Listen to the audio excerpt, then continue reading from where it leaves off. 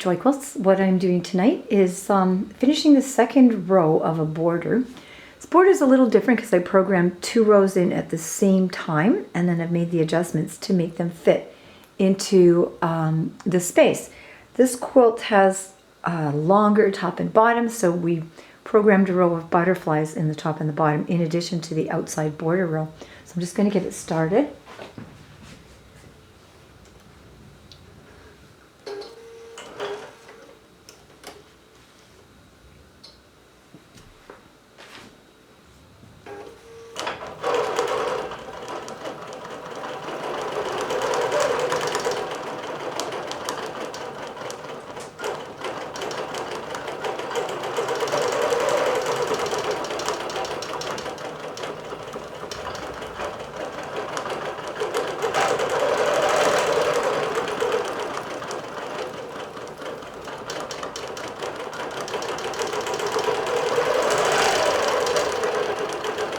Because those pesky little threads when you start in stock get stuck in the process, so I was trying to just pull it out of the way so it wouldn't catch on the machine.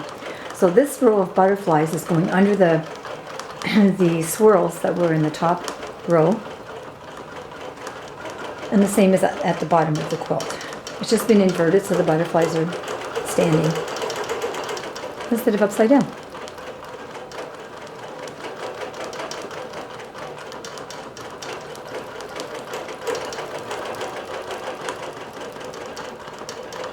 Okay, so the way we did this is I put in the border row first, which is the swirls. Took it into the software because I wanted to have it reversed in the middle. Removed the stitches, went back to the art part of the program, and arranged it the way I wanted it to look. And then brought it back in and applied stitches. And then brought it back into the Bernina component, the schematic side of the software, or the program. And then what I did was I did the same with the butterflies. I loaded 2 different rows of butterflies, one facing left, one facing right. Took them over to the art and stitch component and converted them back to artwork, removing the stitches. And then kind of moved them around a little bit till I liked what I saw. Then put it back into art and stitch and applied the stitches, and then again brought it back into the schematic or the Bernina side. Then I added it to the rows so that both rows were in the same repeat panel. So now what's happened is I know it's going to go exactly where I want it because the I'm going to move it over a little bit here too so you can see it. It was added in as one row. So now we're pretty much sure that it's going to go exactly where we want it because it's been added as one unit. Basically, it just stopped in between the 2 rows and said, where do you want me to go next? And I said, start at the first row, first stitch of the next row. So that's what it did. So this will enable this area to be filled in symmetrically.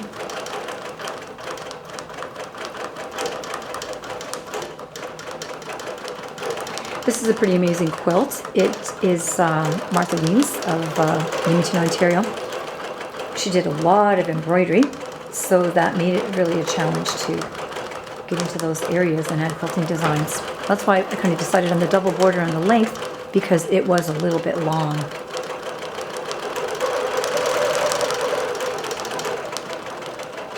I just move this along a little bit so you can see a bit more, and there you'll see one of the embroideries that she did.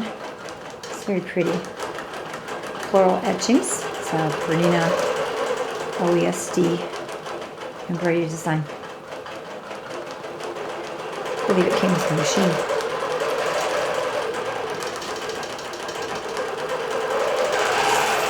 I'm just going to level this up just a tiny bit so you can see how that goes into those 2 rows. It looks crooked, but that's just the camera, and the machine is basically moving underneath, so it's lifting as it sews. So it's not, it's straight.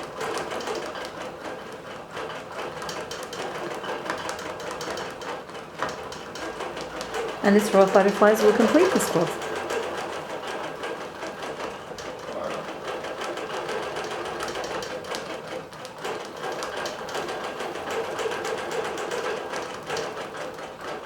turned off the lights on the machine. I think it enables the video to be a little more legible, because sometimes the lights, all you see is the glare and you can't really see the stitching.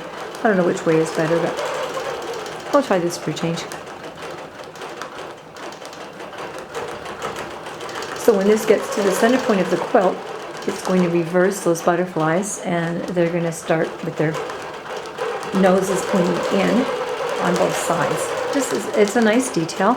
It gives it a little bit of a finish that you may not see on everybody's quilts, but it's kind of nice to see that symmetry.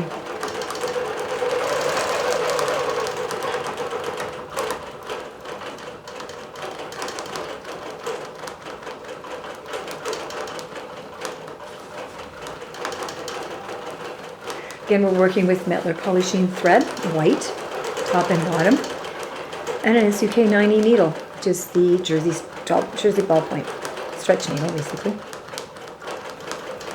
The theory behind that is that it separates the fibers rather than cuts through them, so it gives you a bit more of a smooth needle penetration, and that's what you want. You don't want to be cutting through the fabric. You want to be just getting in between the fibers.